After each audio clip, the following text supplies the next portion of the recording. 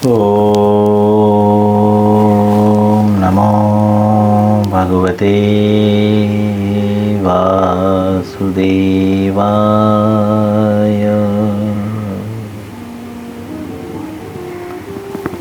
ओम नमो भगवते वासुदेवाय।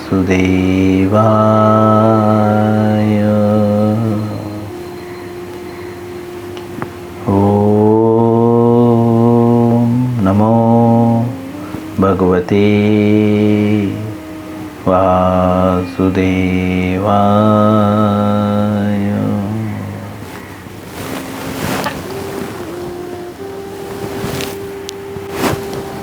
श्रीमद्भगवद गीता यथारूप अध्याय 9 श्लोक संख्या 7।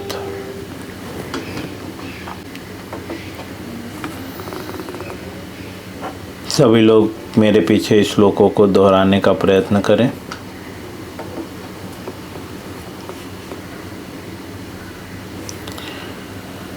सर्वभूतानि कौन्तेय प्रकृतिं यान्ति मामिकाम्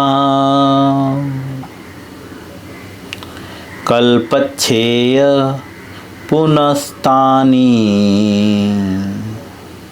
कल्पादो विसृजाम्यहम्। पुनः सभी लोग मेरे पीछे दोहराएं। सर्वभूतानि कौन्तेय प्रकृतिं यान्ति मामिकाम् कल्पक्षये पुनस्तानि कल्पादो विसृजाम्यहम्। पुनः सर्वभूतानि कौन्तेय प्रकृतिं यान्ति मामिकाम् कल्पक्षये पुनस्तानि कल्पादो विसृजाम्यहम्। शब्दार्थ, अनुवाद और तात्पर्य श्रील प्रभुपाद जी के द्वारा। शब्दार्थ: सर्वभूतानि अर्थात सारे प्राणी। कौन्तेय अर्थात हे कुंती पुत्र। प्रकृतिम अर्थात प्रकृति में। यान्ति अर्थात प्रवेश करते हैं। मामिका अर्थात मेरी। कल्पक्षये अर्थात कल्पांत में। पुनः अर्थात फिर से। तानि अर्थात उन सबों को। कल्पपादो अर्थात कल्प के प्रारंभ में। विसृजामि अर्थात उत्पन्न करता हूँ। अहम अर्थात मैं। अनुवाद और तात्पर्य श्रील प्रभुपाद जी के द्वारा। अनुवाद: हे कुंती पुत्र, कल्प का अंत होने पर सारे प्राणी मेरी प्रकृति में प्रवेश करते हैं और अन्य कल्प के प्रारंभ होने पर मैं उन्हें अपनी शक्ति से पुनः उत्पन्न करता हूँ। चलिए यह पढ़ने, इसे समझने से पूर्व, इसके पूर्व हम क्या सुन चुके हैं वह समझते हैं। भगवान को ये सब बताने का जो है मूल उद्देश्य यह है कि जीव स्वयं को कर्ता न समझे।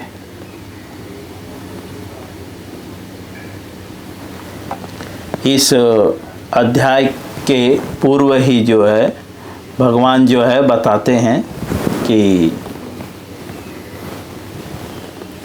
अर्जुन, मैं तुम्हें वह ज्ञान दूंगा जिस ज्ञान से तुम सारे कल्मशों से मुक्त हो जाओगे।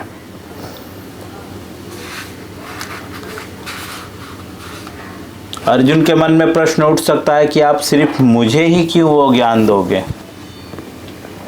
अन्य भी तो लोग हैं। तो भगवान वहाँ पे इंगित करते हैं क्योंकि तुम सारे कल्मशों से मुक्त हो, क्योंकि तुम मुझसे ईर्षा नहीं करते। ठीक है, इसलिए मैं तुम्हें वो ज्ञान दूंगा जिस ज्ञान को प्राप्त करके तुम सारे कल्मशों से मुक्त हो जाओगे।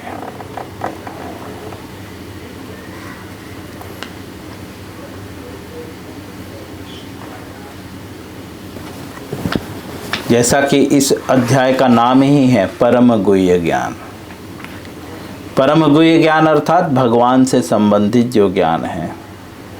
भगवान नेक्स्ट श्लोक में बताते हैं कि ये जो ज्ञान है परम गुह्य, यह जो है सारे विद्याओं में राजा है। ये बहुत शुद्ध है, परम शुद्ध है और सबसे गोपनीय है, सर्वाधिक गोपनीय है। और यह ज्ञान अविनाशी है, इस ज्ञान का नाश नहीं होता। अर्थात यहाँ पे जो बता रहे हैं, जो प्रक्रिया बता रहे हैं, उसका कभी नाश नहीं होता, मतलब चेंज नहीं होता। मटेरियल वर्ल्ड में हर चीज़ की उत्पत्ति की प्रक्रिया बदलती है ना। मैं अलग तरह से उत्पन्न हुआ हूँ, जानवर अलग तरह से उत्पन्न होते हैं, है ना, वृक्ष अलग तरह से उत्पन्न होते हैं, सबकी प्रक्रिया अलग अलग है और सब बदलता रहता है ना। लेकिन भगवान बोलते हैं मैं तुम्हें वो ज्ञान बताऊंगा जो अविनाशी है, जो कभी बदलने वाला नहीं है। हम बोले कि हमारा भी जन्म तो कभी बदलता नहीं है, हमारा भी जन्म एक ही तरह से होता है, नहीं। आजकल आप देखिए साइंटिस्ट लोग ट्यूब में भी बच्चे को पैदा करने लगे हैं, बदल गया है ना। लेकिन भगवान जो बता रहे हैं वो कभी बदल नहीं सकता। जैसा कि भगवान बताते हैं पिछले श्लोक में कि किस तरह से यह संपूर्ण सृष्टि जो है, संपूर्ण सब कुछ जो है, जो सब कुछ व्याप्त है, ये भगवान में स्थित है।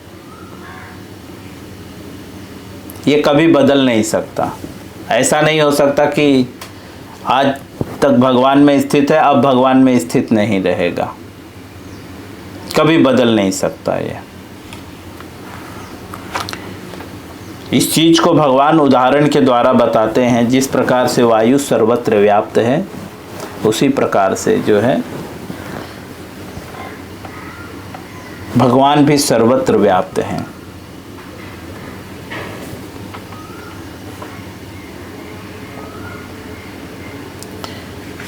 अब इस श्लोक में बताते हैं कि हे कुंती पुत्र, जब कल्प का अंत होने पर, जब कल्प का अंत जब होता है तो सारे प्राणी जो है कहाँ जाते हैं? तो बोलते हैं वे मेरे प्राकृतिक में प्रवेश करते हैं।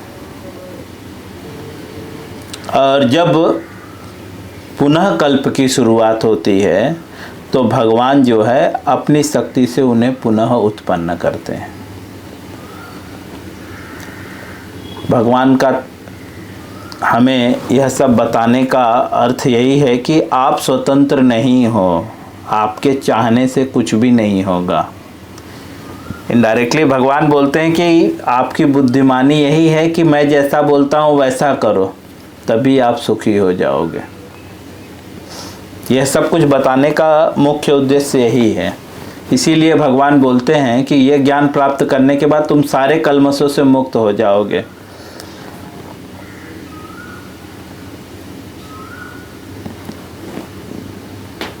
तो इसका अर्थ ये नहीं है कि हम जो भी कुछ कर रहे हैं ये भगवान ने निर्धारित किया, नहीं। भगवान ने शास्त्रों पे बता दिया है, शास्त्रों के आधार पे बता दिया है कि मेरा क्या कर्तव्य है। तो वह कर्तव्य समझ के कर्म करना है। अगर हम कर्मों को अपना कर्तव्य समझ के करें तो हम मुक्त रहेंगे। तो जीव की हमेशा यह स्थिति होनी चाहिए कि मैं करता नहीं हूँ। करता कौन है? भगवान है। तो भगवान अपनी शक्ति को बता रहे हैं कि कैसे भगवान भगवान है। पिछले हम अध्याय में पढ़ चुके हैं, जन्म कर्म चमे दिव्यम। भगवान अर्जुन को बोलते हैं जन्म कर्म चमे दिव्यम मेव यो व्रेति तत्वतः त्यक्त्वा देहम पुनर्जन्मम नेति मामेति सो अर्जुन। हे अर्जुन, जो मेरे जन्म कर्म को जान लेता है वह पुनः जो है इस संसार में नहीं आता। तो यह भगवान का जन्म और कर्म है।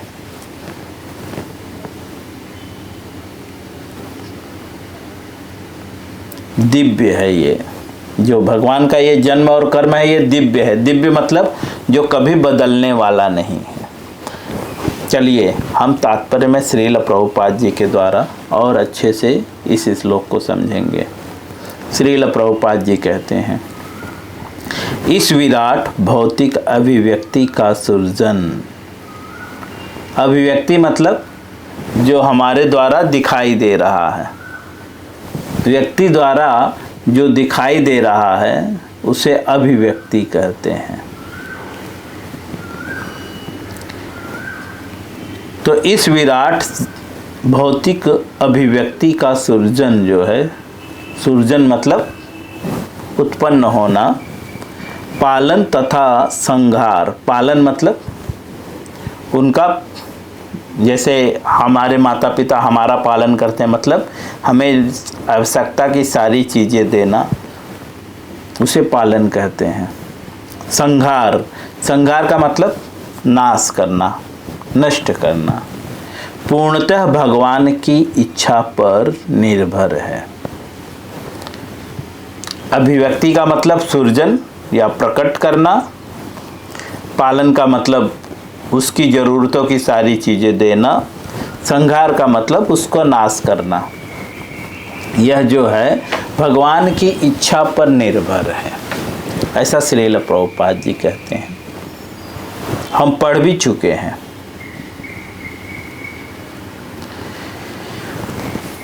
आगे लिखते हैं, कल्प क्षय का अर्थ है, जैसा कि इस श्लोक में भगवान बोलते हैं, कल्प क्षय होने के बाद, अर्थात कल्प का अंत होने के बाद। तो ये कल्प है क्या, किसे कहते हैं, तो इसका अर्थ है क्या? तो प्रभुपाद जी लिखते हैं, ब्रह्मा की मृत्यु होने पर ब्रह्मा 100 वर्ष जीवित रहते हैं। ब्रह्मा की जब मृत्यु होती है तो ब्रह्मा कब, उनकी मृत्यु कब होती है? बोलते हैं 100 वर्ष बाद ब्रह्मा की मृत्यु होती है।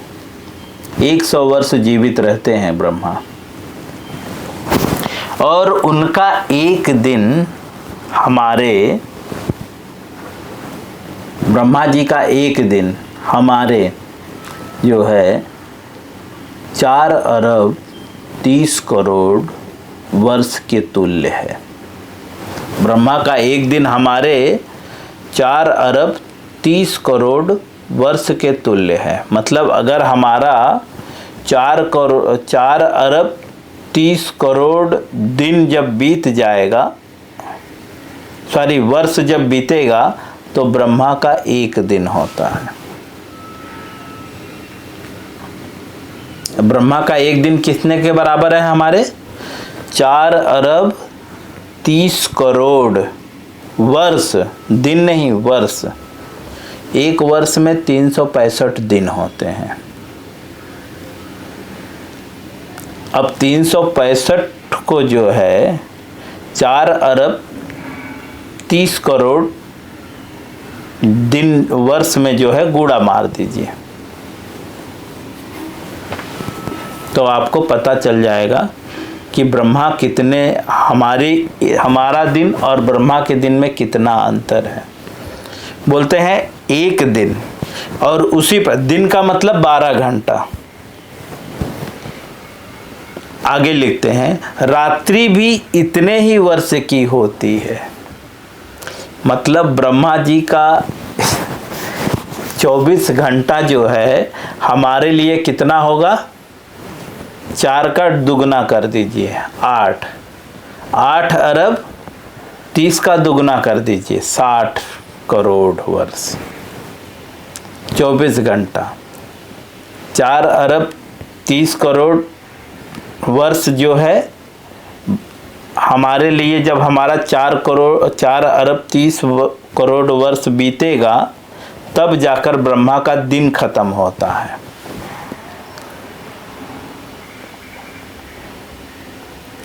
रात्रि भी इसी प्रकार है। ब्रह्मा के एक महीने में 30 दिन होता है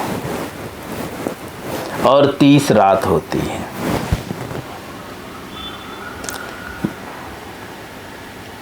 ब्रह्मा का जो एक महीना है उसमें 30 दिन और 30 रात होती है, और उसके 100 वर्ष में ऐसे 12 महीने होते हैं। ब्रह्मा जी के जो है एक वर्ष में 12 महीने होते हैं। ऐसे ही 100 वर्ष के बाद जब ब्रह्मा की मृत्यु होती है तो प्रलय होता है, जिसका अर्थ है कि भगवान द्वारा प्रकट शक्ति पुनः सिमट कर उसी में चली जाती है। प्रलय का तात्पर्य क्या है? भगवान की जो शक्ति जो प्रकट है वो पुनः भगवान में सिमट जाती है।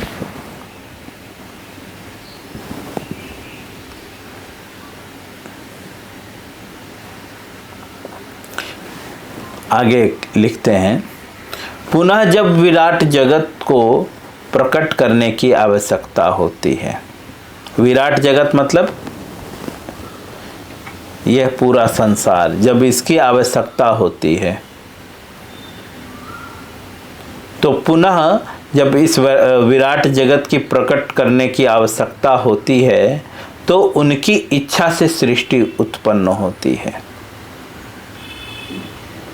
तब जब भगवान इच्छा करते हैं, जब ये आवश्यकता होती है, आवश्यकता मतलब जरूरत,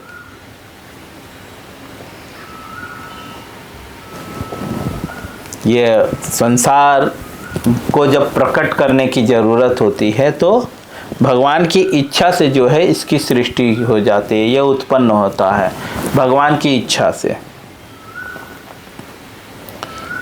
यहाँ पे प्रश्न उठ सकता है कि ये फिर भगवान को प्रकट करने की ज़रूरत क्यों पड़ती है? तो जैसा कि हम पढ़ चुके हैं, यह संसार जो है दुखालयम अशाश्वतम, जेल है, यहाँ पे दुख ही दुख है। तो जेल को बनाने की ज़रूरत कब पड़ती है? जब समाज में चोर उचक्के बढ़ जाते हैं, है ना? जब प्रजा जो है राजा की आज्ञा का उल्लंघन करने लगता है ना? जब कानून तोड़ने लगता है। जैसे गाड़ियों के लिए एक जेल बनाया गया है, ट्रैफिक पुलिस होते हैं जो गाड़ियों का पेपर सही नहीं होता, गाड़ियों का मेंटेनेंस सही नहीं होता, तो वे लोग क्या करते हैं? गाड़ियों को पकड़ कर वहाँ पे डंप करते हैं, है ना। वैसे ही आदमियों का भी जेल होता है, जो आदमियों का मेंटेनेंस सही से नहीं करते। इसका तात्पर्य, मेंटेनेंस का मतलब शरीर की जो आपूर्ति है, शरीर को जो चाहिए वो नहीं दिया जाता, है ना। गवर्नमेंट का जो रूल्स रेगुलेशन है वो पालन नहीं किए जाते, तो वो क्या करते हैं, ऐसे व्यक्ति को पकड़ के जेल में डाल देते हैं। उसी प्रकार से जब, क्योंकि जीव जो है यहाँ का नहीं है, जीव तो दिव्य है ना, अविनाशी है। अर्जुन भगवान से पूछता है ब्रह्म क्या है, आत्मा क्या है, तो भगवान पिछले अध्याय में क्लियर कर चुके हैं, है ना। 7th चैप्टर में, नहीं 7 या 8 चैप्टर में,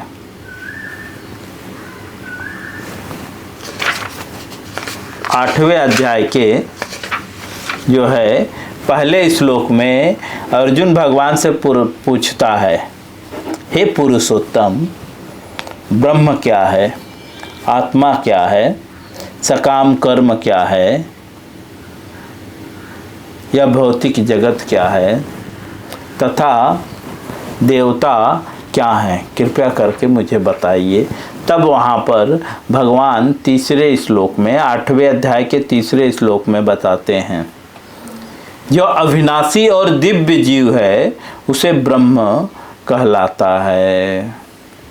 जो जीव अविनाशी है वह जो है ब्रह्म कहलाता है। ठीक है, तो जब जीव जो है, जीव तो वास्तव में आध्यात्मिक है, दिव्य है, यहाँ के अकॉर्डिंग जो अविनाशी और दिव्य जीव है वह ब्रह्म कहलाता है।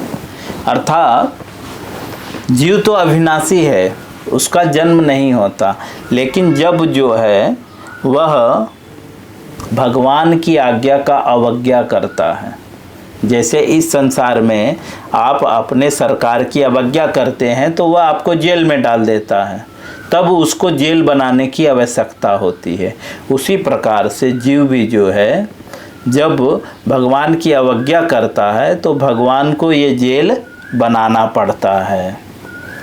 तो भगवान ये जेल भगवान की इच्छा से उत्पन्न होता है, किसके लिए, हमें सुधारने के लिए। समझ में आ गया भगवान क्यों इस संसार का क्रिएशंस करते हैं। इसीलिए यहाँ पे आवश्यकता का शब्द प्रयोग किया गया। भगवान अपनी इच्छा से नहीं करते हैं, जरूरत पड़ता है। अगर जीव गलती ही ना करे तो जेल बनाने की जरूरत ही ना पड़े, आवश्यकता ही ना पड़े। जैसे जब व्यक्ति को भूख ही ना लगे तो खाने की आवश्यकता होगी नहीं। जब खाने की आवश्यकता ही नहीं होगी तो खाना क्यों बनाएगा व्यक्ति। जब भूख लगता है तो खाने की आवश्यकता होती है। उसी प्रकार से जब जीव भगवान के नियमों की अवज्ञा करता है तब जो है यह संसार या यह सृष्टि उत्पन्न करने की आवश्यकता पड़ती है। ये विराट जगत, ये विराट जगत मतलब जो हमें दिख रहा है, विराट मतलब बहुत बड़ा, जिसकी हम कल्पना नहीं कर सकते। तो इस विराट जगत में किया क्या जाता है, तो इस जेल में किया क्या जाता है। हम भी जेल में हमें क्यों डालते हैं, सुधारने के लिए ना। वहाँ पे पनिशमेंट देकर सुधारा जाता है, दोबारा बदमाशी मत करना। उसी तरह से इस विराट जगत में, इस विराट जगत की सृष्टि जो है, जब इसकी आवश्यकता पड़ती है, कब आवश्यकता पड़ती है, जब जीव जो है, जो अविनाशी जीव है, जब विनाशी बनने लगता है, जब भोग की कामना आ जाती है, तब इस संसार की रचना की जाती है और जीवों को इस संसार में सुधारा जाता है, समझाया जाता है।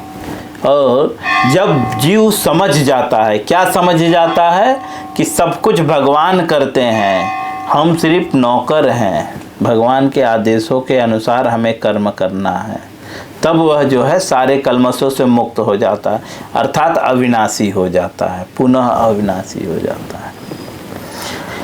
श्रील प्रभुपाद जी लिखते हैं कि यहाँ पे भगवान बोलते हैं कि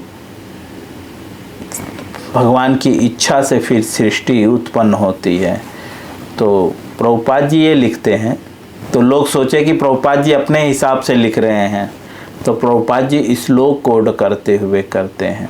छांदोग्य उपनिषद का 6वें स्कंद के 2 अध्याय के 3 श्लोक कोड करते हैं।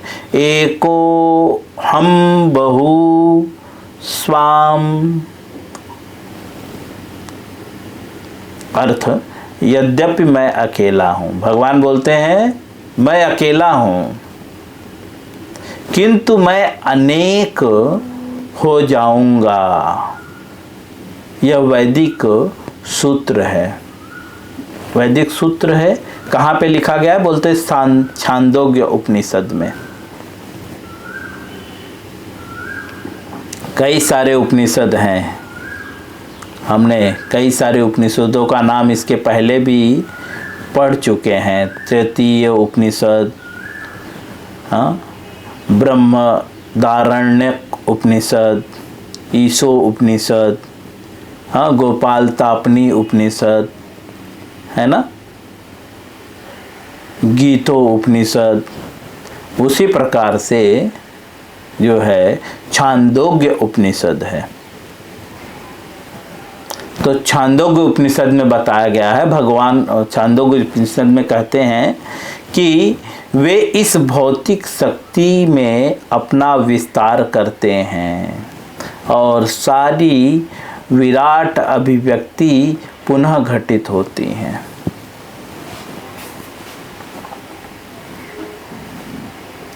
एको हम बहुस्वानम, मैं अकेला हूँ, भगवान बोलते हैं, और जो है मैं अनेकों में जो है खुद का विस्तार कर लेता हूँ, अनेक हो जाऊंगा। श्रील प्रभुपाद जी उसे और क्लियर करते हुए लिखते हैं कि इस भौतिक शक्ति में अपना विस्तार करते हैं। वे मतलब भगवान इस भौतिक शक्ति में अपना विस्तार करते हैं। क्यों विस्तार करते हैं? हमें सुधारने के लिए। जैसे गवर्नमेंट जेल का विस्तार करती है ना, हर एरिया में, उसी तरह से भगवान विस्तार करते हैं। कहाँ पे विस्तार करते हैं? विराट, इस विराट जगत का, और सारी विराट अभिव्यक्ति पुनः घटित होती हैं। विराट अभिव्यक्ति मतलब ये भौतिक जगत जो है पुनः जो है घटित, घटित का मतलब जो एवरीडे जो घटनाएं घटती हैं पुनः चालू हो जाता है। जन्म मृत्यु जरा व्याधि ये सब पुनः चालू हो जाता है भगवान की इच्छा से। लेकिन भगवान ये इच्छा क्यों करते हैं? क्योंकि जब इसकी आवश्यकता पड़ती है। कब इसकी आवश्यकता पड़ती है? जब जीव जो है स्वयं को स्वतंत्र मानने लगता है। इस प्रकार से श्रील प्रभुपाद जी इस अध्याय के 7वें श्लोक, अध्याय 9 श्लोक 7 का अनुवाद और तात्पर्य पूर्ण करते हैं। हरे कृष्णा।